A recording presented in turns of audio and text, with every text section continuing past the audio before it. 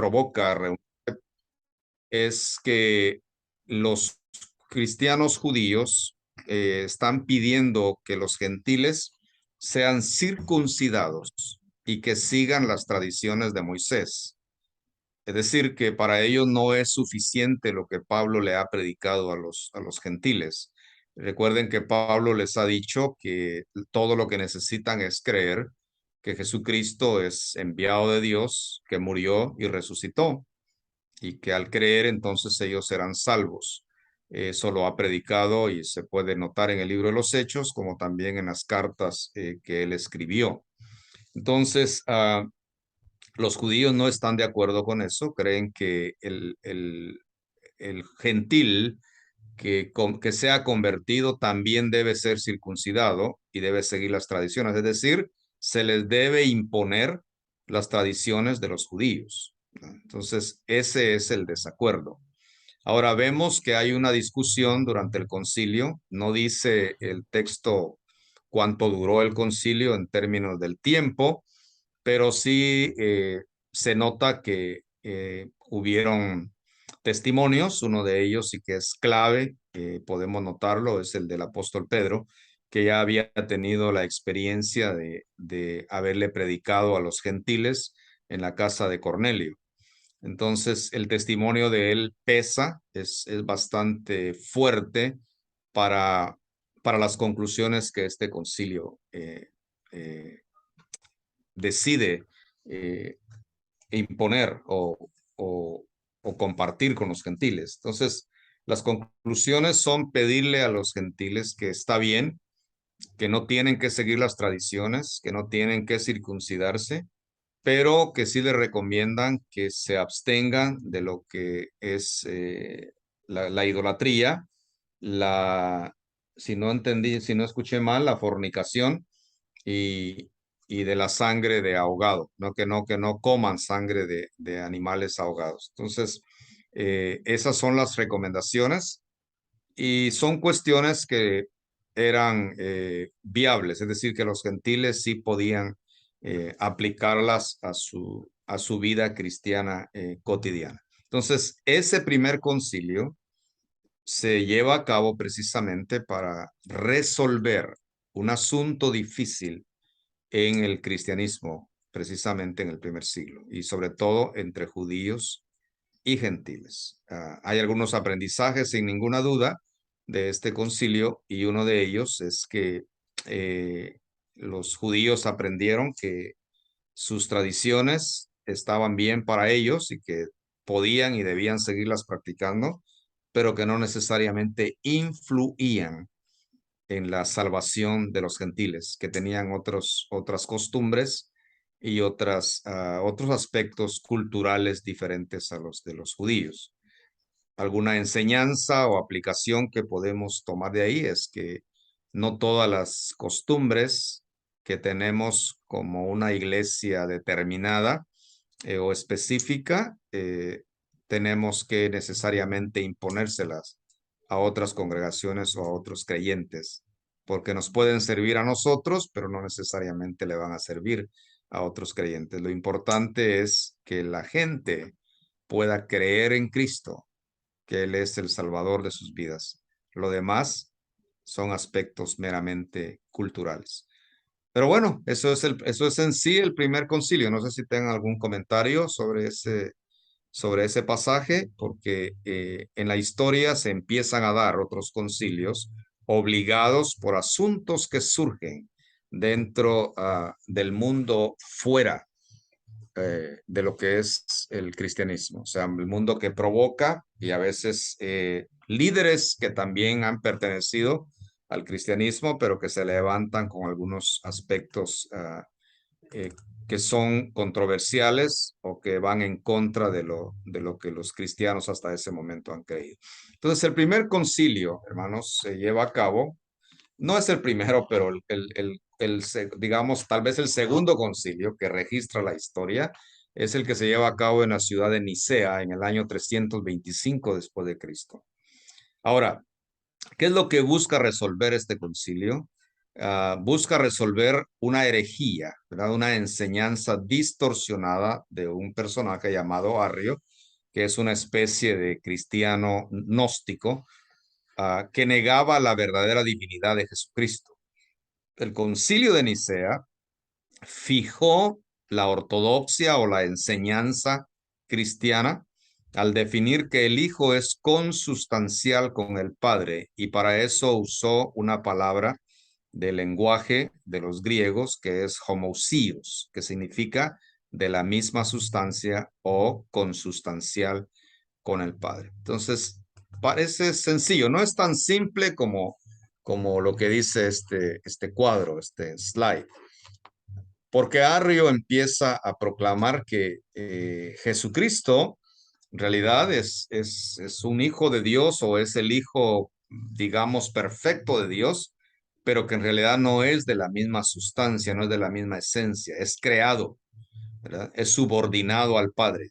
Y él predica y enseña que hubo un tiempo cuando Jesús no existió, ¿verdad? Hubo un tiempo cuando Jesús no existió porque fue creado.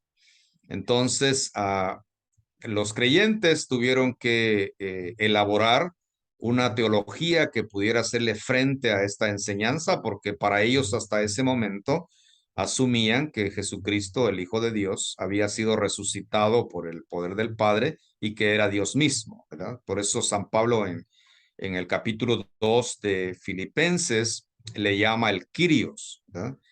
Toda lengua, recuerden, es lo que dice San Pablo, toda lengua confiese que Jesús es el Kyrios, es el Señor, el Dios, con todos los atributos divinos, ¿verdad? Y él dice que ante él se debe doblar toda rodilla, o sea, toda la creación debe rendirle adoración a Jesucristo, que es el Kyrios, que es el Señor. Pero ahora, ya aquí en el año 325, Arrio levanta todo este movimiento que empieza a crear confusión. Hubo tiempo cuando el Hijo no existió. Y entonces se empiezan a desarrollar también otras doctrinas, o tal vez con un aspecto más fuerte, como la doctrina de la encarnación de Logos, ¿verdad? Que va apareciendo en la medida que se desarrolla el cristianismo, ¿verdad? Y luego la doctrina de la Trinidad, que empieza a tomar lugar también con esos desarrollos obligados o necesarios por el planteamiento de Arrio. Por eso se dice que en la vida se dice que hay personas que son un mal necesario. Ese dicho lo que significa es que a veces se necesita siempre una persona que haga las preguntas que los demás no hacen, ¿verdad? O que haga los desórdenes que otros no hacen para poner a pensar al resto de la gente. En el caso de los discípulos pasó algo como eso.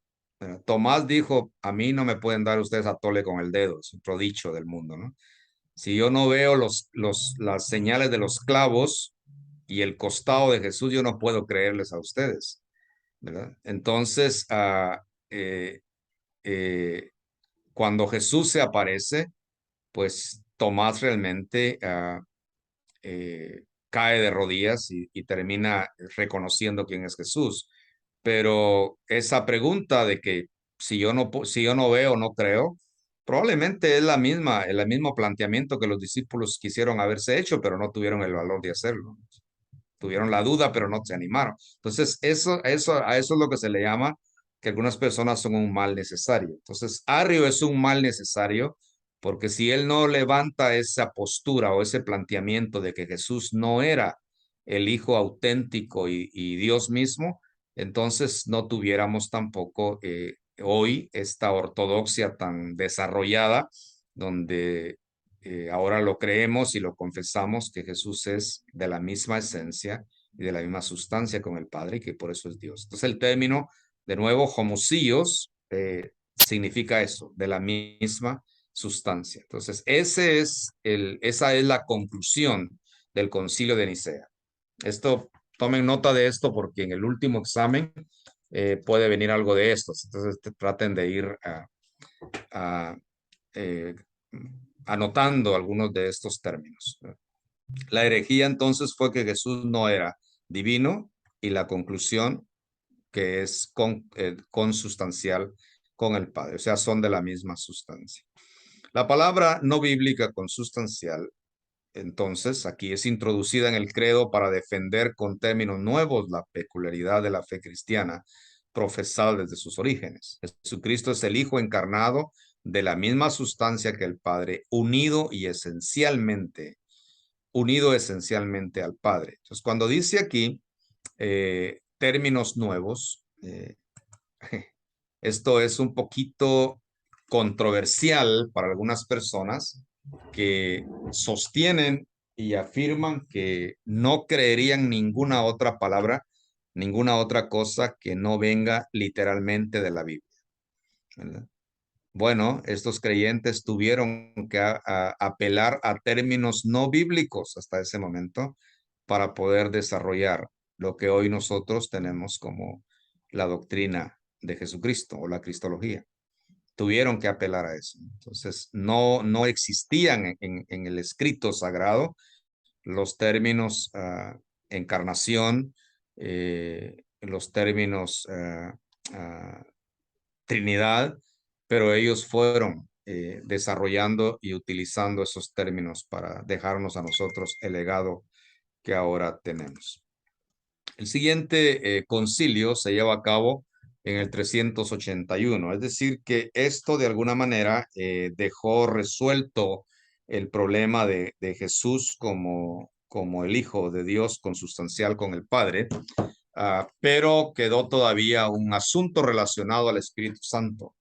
Los creyentes hasta ese tiempo, hasta el siglo IV, mantenían la creencia, la convicción de que Dios era Padre, Hijo y Espíritu Santo, pero eso no estaba satisfaciendo al mundo fuera del cristianismo. Entonces, el concilio de Constantinopla en el 381 después de Cristo determina que el Espíritu Santo es uno en sustancia con el Padre y con el Hijo.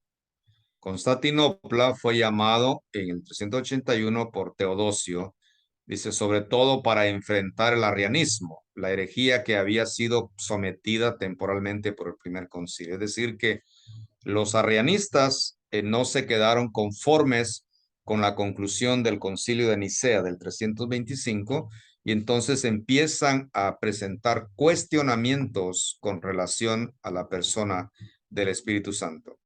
Este concilio entonces es obligado por esta circunstancia y resuelve que el Espíritu Santo es consustancial o es de la misma sustancia, no solamente con el Padre, sino también con el Hijo.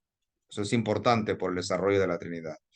Aquí habla de más o menos los que se reunieron, 150 obispos o líderes, y dice que también en este concilio condenaron una herejía de un tipo llamado apolinario o apoliniarismo, ¿verdad? Una posición que niega la plena unidad la plena humanidad de Cristo. El Consejo definió la posición del Espíritu Santo dentro de la Trinidad, que describe al Espíritu como procedente, como que procede de Dios el Padre y que es igual en sustancia con él. El otro concilio viene unos 50 años después y se llama el concilio de Éfeso. Éfeso era este lugar central en lo que se llamaba en ese tiempo el Asia Menor y que hoy se le conoce como Turquía. Éfeso define que las naturalezas de Jesús se fusionan en María y que la divina se sobrepone a la humana. Esto realmente fue un error, pero esa fue la definición a la que llegaron. Dice que el concilio de Éfeso es el tercer concilio ecuménico porque convocó a todos los obispos o líderes del cristianismo. También fue convocado por Teodosio II y dice que de común acuerdo con un llamado Valentiniano III, emperador romano del Occidente, lo convocaron para poner fin a la controversia provocada por la doctrina herética del nestorianismo, y así determinaron por el nombre del iniciador Nestorio. Esa fue la herejía que quisieron corregir. La polémica ahí se surgió cuando Nestorio, que era un patriarca de Constantinopla, se negó a otorgar el título de Madre de Dios a la Virgen María, porque consideraba que Cristo era en realidad dos personas distintas, Dios y hombre, y que la Virgen María era la Madre de Jesús de Nazaret, pero no del Verbo divino. O sea, esa fue una controversia muy fuerte en ese tiempo. Entonces, el concilio lo que trata de corregir es precisamente ese error de que Jesucristo realmente es una persona divina, ¿verdad?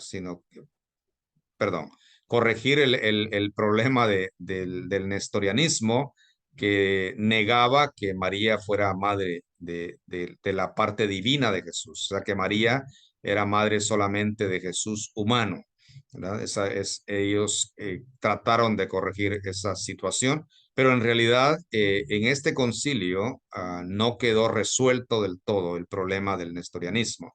Se, se, se sintió y se vio la necesidad de otro concilio en el 451, que es el llamado de Calcedonia, que es el concilio que establece lo que hoy es la doctrina cristiana en cuanto a Jesucristo y en cuanto a la Trinidad. Dice que el resultado fue del concilio de Calcedonia, la formulación de que declara que Jesucristo es una persona que existe en dos naturalezas, una divina y una humana, las cuales no se funden o se confunden, como dijo Nestorio, ni se combinan juntas en una tercera, ni se dividen o separan. Por lo tanto, Jesús no es un esquizofrénico que a veces actúa como Dios y a veces como humano. Jesús es 100% Dios y 100% humano. La herejía, dice, en el periodo posterior a Constantinopla, se dan estas herejías de Nestorio y Eutico.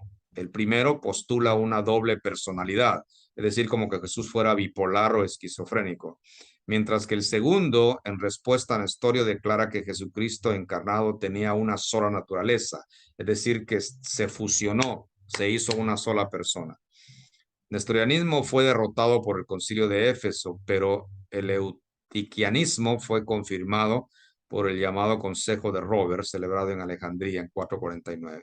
Esto sentó las bases para el Concilio de Calcedonia. Vamos a dejar este palabrerío por un lado, pero la conclusión del Concilio de Calcedonia, esto es lo más importante del 451, la conclusión es que Jesús era una persona que es verdaderamente y completamente Dios y verdaderamente y completamente humano. Eso es lo que el cristianismo en general cree hasta este momento. Jesús es 100% Dios y 100% humano y por eso es único. Jesús no a veces actuó como humano y a veces como Dios. ¿Qué es lo que notamos hoy en día, hermanos, en el mundo cristiano en general? Cuando vemos, ¿qué es lo que dice el creyente en general?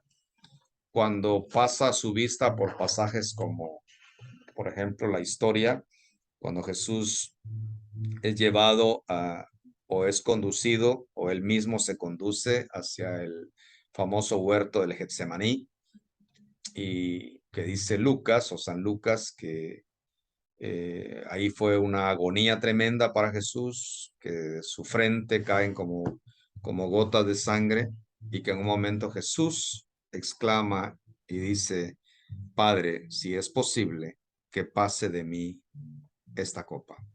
¿Qué es lo que dicen muchos creyentes al respecto? Me refiero con respecto a la humanidad de Jesucristo o a la naturaleza de Jesucristo. ¿Qué es lo que dicen muchos creyentes?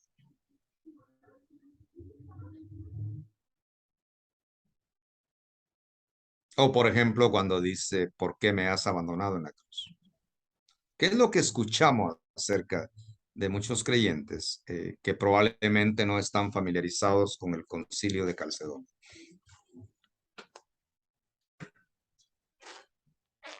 Pues que era su naturaleza humana. Que era su naturaleza humana. Que era su naturaleza humana. Pero entonces, si Jesús alguna vez actuó como humano y a veces, algunas veces como Dios, entonces caeríamos en la herejía de Nestorio, ¿verdad? O del nestorianismo, que decía que Jesús era dos personas en una, que era una especie de una personalidad bipolar, ¿no? Que a veces actuaba de una forma, a veces de otra.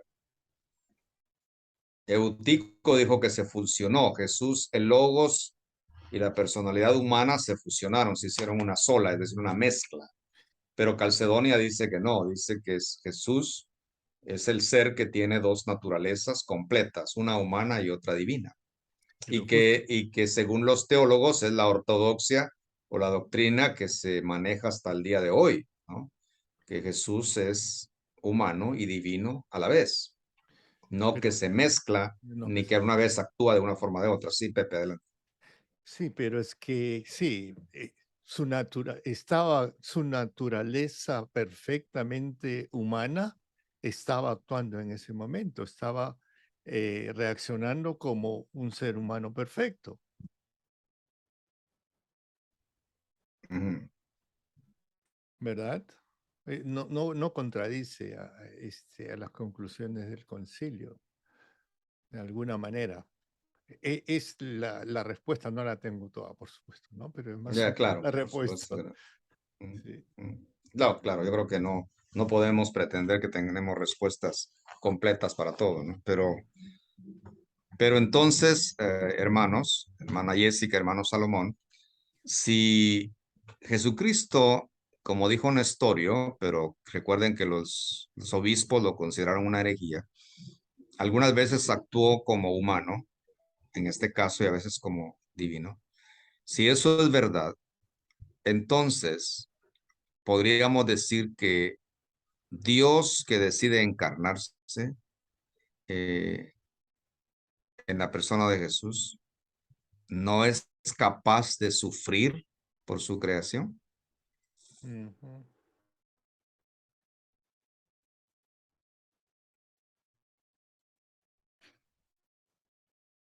Es decir, Jesús fue a la cruz porque es humano o porque es Dios.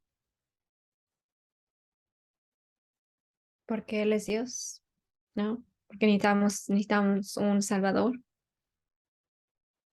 Y porque no podíamos tener un Salvador que no fuera Dios, porque de lo contrario, ¿quién?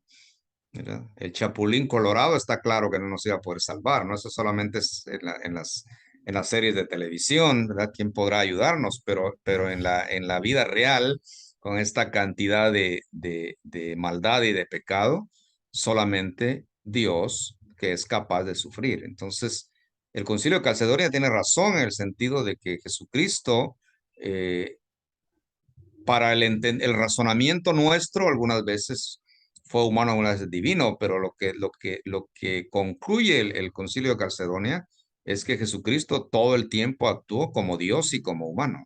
Eso es lo que quiere decir realmente. Obviamente en esos cuadros no tenemos toda la información, todos los detalles, necesitaríamos leer la descripción de cada uno de esos concilios, es decir, todos los detalles para poder tener una mejor idea o comprensión, pero, pero ese es el punto.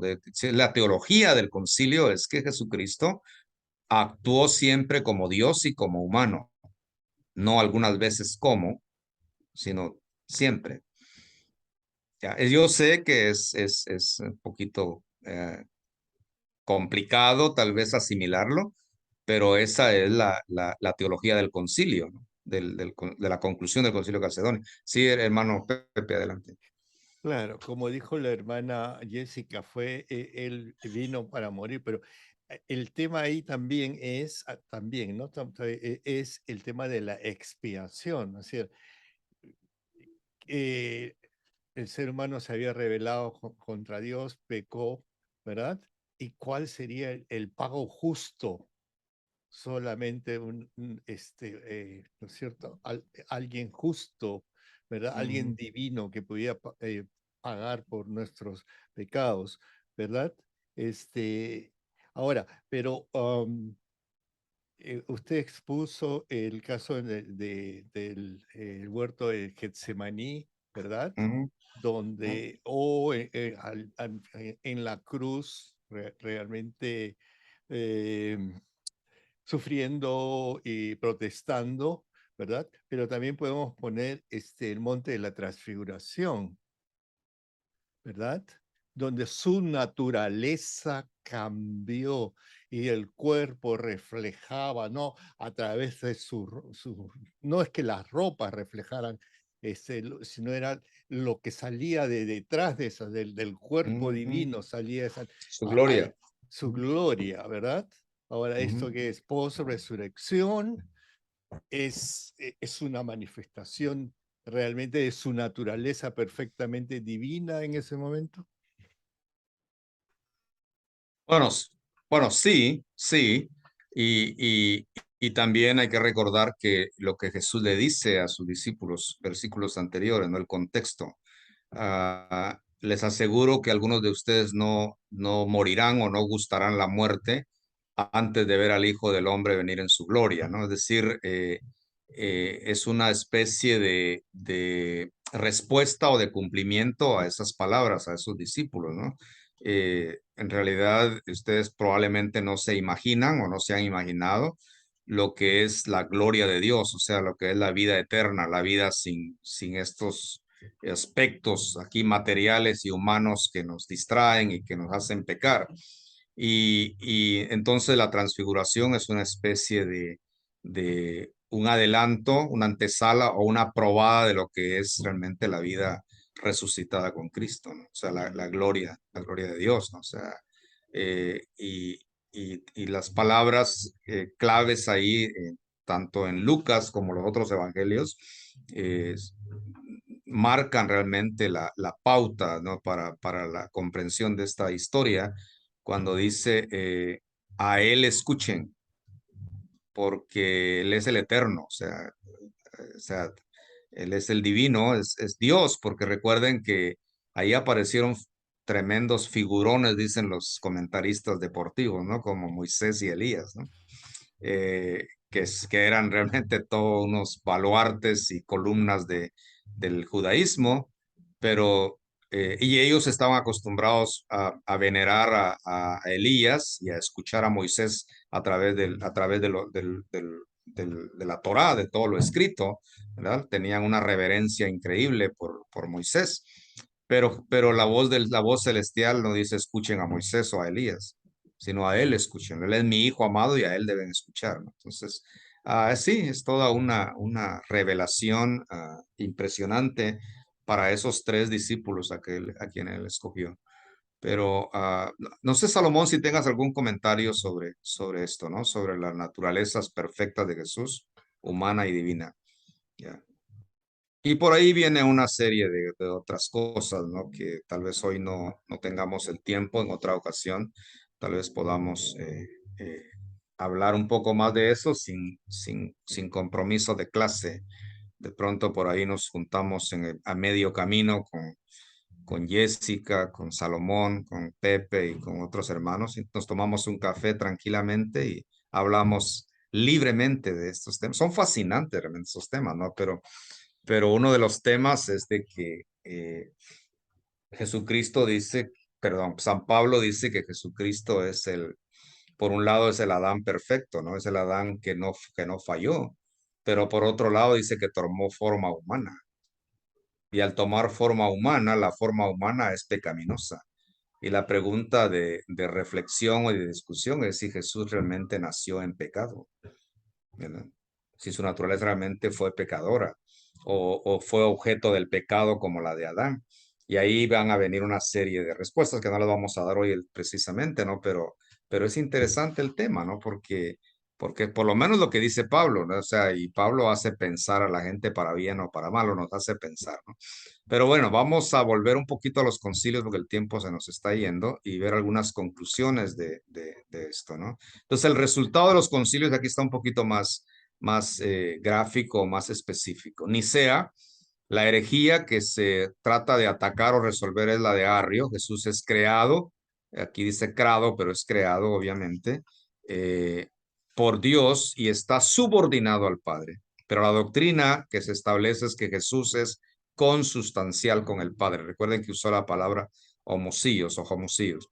En Constantinopla la herejía es arrianista y apolinarista, pero la doctrina dice que el Espíritu Santo procede y es consustancial con el Padre, es decir, es uno en sustancia con el Padre y con el Hijo, ¿no? O sea, para Arriano estos eran como cuestiones menores. Por ejemplo, el Espíritu Santo era la fuerza de Dios, como dicen los testigos de Jehová, y para Apolinar, pues Jesús realmente era, por ser hijo de María, no podía ser hijo de Dios, ¿no? O sea, luego, en Éfeso, la herejía es nestoriana y Nestorio dice negaba que María fuera madre del Logos eterno.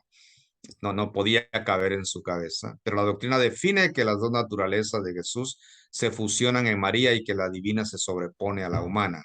Eso no duró mucho tiempo, duró solamente como unos 20 años, porque el concilio de Calcedonia corrige ese asunto y la herejía en el concilio es corregir precisamente la fusión de las dos naturalezas de Cristo que se declararon en Éfeso. O sea, no tardó mucho la doctrina de esa manera. Y la doctrina o la conclusión es que Jesucristo es una persona que existe en dos naturalezas, la divina y la humana, y las cuales no se confunden, no se mezclan y no se fusionan. Entonces, hermanos, esto es clave para el desarrollo de la doctrina cristiana que hoy nosotros manejamos, ¿no? Y luego vienen otros desarrollos más históricos interesantes e importantes, como por ejemplo lo que es la doctrina de la Trinidad, que es un tema realmente todavía complicado, que una persona no puede de pronto decir con certeza que sabe cómo explicar lo que es la Trinidad.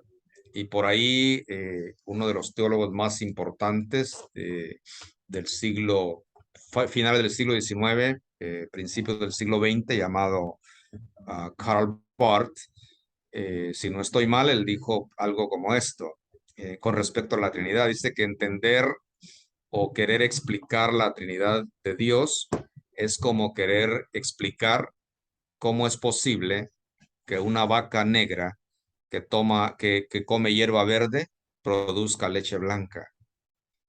Bueno, ahora con todos los avances y todo, pues probablemente se pueda explicar mejor eso, ¿no? Científicamente, pero no en su tiempo, no ciento y algo de años atrás. ¿Cómo explicar eso? La leche es blanca, pero viene una vaca negra y esa vaca no come cosas blancas, sino que come hierba verde, ¿no? Él decía que más o menos así era de compleja la Trinidad. Hubieron grandes esfuerzos hasta que unos teólogos llamados los grandes teólogos de Capadocia ah, también acuñaron, por decir así, o agregaron al lenguaje una palabra del griego que es pericoresis. Es una palabra rara, dominguera, que no tenemos que memorizarla, pero la pericoresis es una palabra compuesta que significa perímetro, peri, y coresis significa danza, ¿verdad? Aquí está en inglés, dance. Entonces la pericoresis usa ese término para describir la relación entre la Trinidad Divina, porque no era posible explicarla de una manera que no pusiera jerarquía en, en la Trinidad, ¿no? Y todavía hay personas, y no sé cuál sea su forma de describirla, porque como volvemos otra vez al mismo tema como el de la salvación, ¿no? Que si se pierde o no se pierde. Pero en cuanto a la Trinidad Divina, van a haber personas que todavía van a decir que el Padre es superior al Hijo y el Hijo es superior al Espíritu Santo, ¿no? O todavía usamos los términos la primera persona, la segunda persona y la tercera persona de la Trinidad, aunque mentalmente pensamos que son iguales, ¿verdad? El uno con el otro, pero al pronunciar las palabras estamos creando una jerarquía. Entonces este término pericoresis intenta en el siglo IV, si no estoy mal, por estos grandes teólogos, los capadocios le llamaron, ellos resuelven de alguna manera o aportan de alguna manera un nuevo lenguaje que permite ponerlos en el mismo nivel, en el mismo perímetro y no uno sobre el otro. Creo que tienes una pregunta o comentario, Jessica, te vi. Adelante, por favor. Sí, yo tengo una pregunta sobre lo que está hablando de la Trinidad. Am, Como recientemente hice el proyecto, la presentación, se me vino después, recordé que yo asistí a una iglesia y cuando estaban haciendo bautismos, ah, el pastor no bautizó en el nombre de la Trinidad. Entonces, yo tengo una pregunta sobre eso. Cuando uno bautiza, o alguien se bautiza, Ujú. ¿bautizan en el nombre de Jesús solamente o se bautizan como Jesús dijo que en el nombre del Padre, Hijo y el Espíritu Santo? Porque el pastor nada más dijo en nombre de Jesús y eso a mí se me hizo un poco raro porque yo fui bautizada en el nombre de la Trinidad y ya cuando vino la ascensión pues del Espíritu Santo, Ujú. entonces ahí se dice que se bautizan en el nombre de Jesús. Entonces yo tengo una duda, no sé si me lo puede contestar.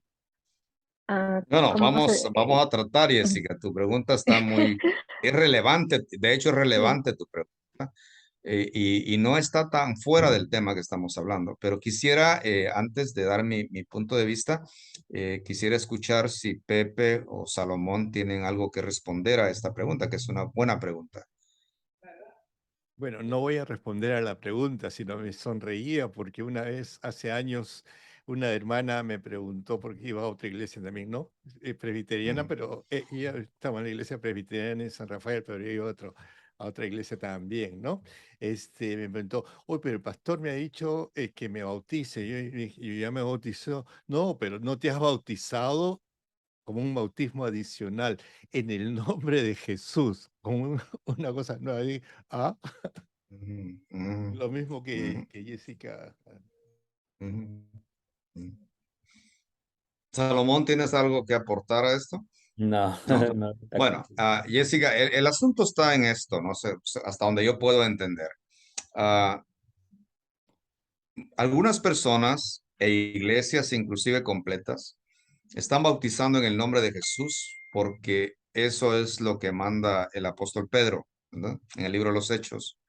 Y están pensando en el post Pentecostés. Pero resulta que no hay evidencia, o por lo menos si la hay, no hay suficiente evidencia que diga que los discípulos hayan bautizado gente antes del Pentecostés.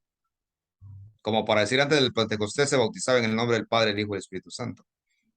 No hay. Es decir, y si hay, me gustaría saber cuál es la evidencia, pero que yo recuerde, no hay. Entonces, el mandato de Jesús en Mateo es: bauticen en el nombre del Padre, el Hijo y el Espíritu Santo.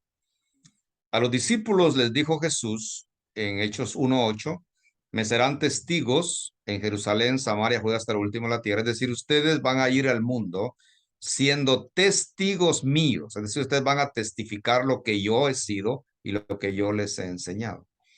Entonces, la comprensión o la tradición o la costumbre de ese tiempo era de que cuando una persona tenía autoridad y poder sobre los demás, las demás personas actuaban en nombre de esa persona y hacían o practicaban o aplicaban lo que esa persona dictaba, ya sea un emperador, ya sea un gobernador, ¿verdad? Que en el libro de los Hechos habla mucho de esas cosas, ¿no? Un rey se hacía lo que esa persona decía, es decir, se actuaba en nombre de esa persona y todo lo que esa persona significaba y enseñaba. Entonces, cuando Pedro está diciendo, bautícese cada uno en el nombre de Jesús, está diciendo que se bauticen bajo la autoridad de la enseñanza de Jesús, la enseñanza que él modeló, no solamente en la práctica, sino también en la teoría con sus enseñanzas. Entonces, su mandato es: bauticen en nombre del Padre, el Hijo y el Espíritu Santo. Entonces, la implicación es que Pedro no está diciendo ignoren la fórmula, sino hagan lo que Jesús dijo. Ahora, tampoco dice el texto cómo fueron bautizando a cada uno o si lo bautizaron en grupo. No dice qué palabras pronunciaron. Hay que recordar esto, hermanos, que la Biblia, no sé si para bien o para mal, pero la Biblia tiene muchos silencios, es decir, tiene muchos espacios donde no da detalles.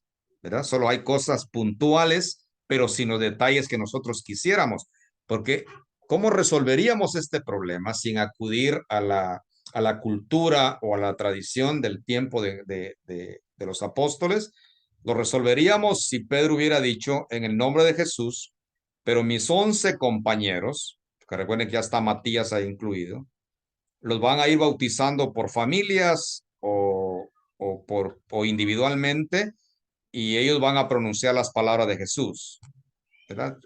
Te bautizo en el nombre del Padre, el Hijo y el Espíritu Santo. No dice esos detalles, es de que esos silencios dan lugar a la confusión a veces o a la duda. Pablo tampoco, él dice, yo no bauticé a nadie. Recuerdo que bauticé a una o dos familias, ¿verdad? Y cuando dice que fue bautizada Lidia, el carcelero de Filipos, no dice si él personalmente lo hizo a uno de los discípulos, pero no se vuelve a mencionar más ni el nombre de Jesús ni tampoco la Trinidad. Entonces, uno asume que, bueno, aquí la pregunta tal vez sea esta, la pregunta, digamos, lógica desde mi punto de vista es, ¿a quién le crees tú, hermano y hermana? ¿O a quién sigues? ¿Las palabras de quién sigue? ¿Las de Jesús o las de Pedro? Mm, mm, Son preguntas de razonamiento, ¿no? De razonamiento lógico. Bueno, yo sigo las de Jesús. mm, Hay varios temas que entran en este tipo no es controversia, pero de confusiones o de dudas. Cuando hablamos, por ejemplo, del tiempo final, que es otro tema, pero solo estoy comparando, de la venida de Cristo, segunda venida, glorificación final, etcétera, etcétera. Y ahí entran temas como si Jesucristo viene antes, durante o después del milenio. Y es una serie de temas, de cosas que a veces confunden más que ayudan. Entonces, mi punto es, ¿a quién le creo? ¿A quién le empiezo a creer? Bueno, prefiero empezarle a creer a Jesús. A Jesús que dice, todo esto será solamente principio de dolores, pero no es el fin. Entonces eso me ayuda a no llenarme ni de ansiedad, ni de falsas esperanzas y empezar a decir, por ejemplo, que el COVID-19 era una señal inevitable, indudable de que Jesucristo estaba a las puertas, ¿verdad? Porque prefiero creerle a Jesús que dijo esto es solamente principio de dolores. Y si tú quieres realmente hacer algo por la vida, mantente firme. Es lo que dijo Jesús. Ustedes deben de velar y orar porque no saben el día ni la hora. Entonces mejor sigo haciendo lo que Él me aconseja. Sigo velando, sigo haciendo lo que me corresponde en la medida de mis posibilidades y orando porque el que se encarga de eso es Jesús o es Dios. ¿Me explico? Y además de eso, hermanos, ya casi para terminar, si quieren seguimos el otro sábado con el tema, podríamos, pero ya casi para terminar porque ya estamos casi concluyendo el tiempo. Uh, como consejo, se nos dice que cuando hay preguntas o asuntos controversiales, difíciles a veces de poder asimilar, debemos de preguntarnos qué dijo Jesús o qué dijo San Pablo. Número uno, porque Jesús es la base del Evangelio, ¿verdad? Y número dos, porque San Pablo es el intérprete de las enseñanzas de Jesús. Porque es el que más escribe, es el que más abunda en el texto escrito. Los demás no escribieron mucho, no es que no sea importante. Y eso ayuda, a mí personalmente me ha ayudado. ¿Qué dijo Jesús al respecto o qué dijo San Pablo al respecto? Eso me ayuda. Y luego, pues, el resto de las escrituras. Pero recuerden que ambos usaron la Biblia entera como base, ¿no? Jesús dice, porque así dice los profetas, ¿no? O sea, los salmos, los profetas, o así está escrito, y San Pablo también. San Pablo hay otros, a veces un poquito más que usan más el texto bíblico que él mismo, pero ambos están basados en lo que es toda la escritura, ¿no? Entonces, cuando vemos todo esto, Jessica, volviendo a tu pregunta original, ¿verdad? Si es en el nombre de Jesús o en el nombre de la Trinidad, lo importante es que eres bautizada por ahora, ¿no? O sea, eso es lo importante, pero sí creo que mi opinión personal es que debemos de seguir el consejo de Jesús. Bauticen en el nombre del Padre, el Hijo y el Espíritu Santo. Y la otra cosa es que de nuevo el lenguaje sale a relucir aquí, ¿no? ¿Qué es correcto decir? ¿Me bauticé o fui bautizado o bautizado? What do you think? What do you think? Otra pregunta Dale, dale. acerca del rebautismo. Ujú. Ya, es otro tema, hermanos, que da para otro café más, ¿verdad? Otro buen café. Sobre todo ahorita que ya casi empieza el tiempo de frío. Y ahí por San José le podemos agregar algo más ahí por el negocio de Salomón, algo más que café, ¿verdad, Salomón? Así. Ya, Efesios dice que hay una sola fe, un solo Dios y un solo bautismo. Igual, hermanos, como decíamos con la salvación al principio, ¿se acuerdan? ¿Quién cree usted y quién creo yo que da el bautismo?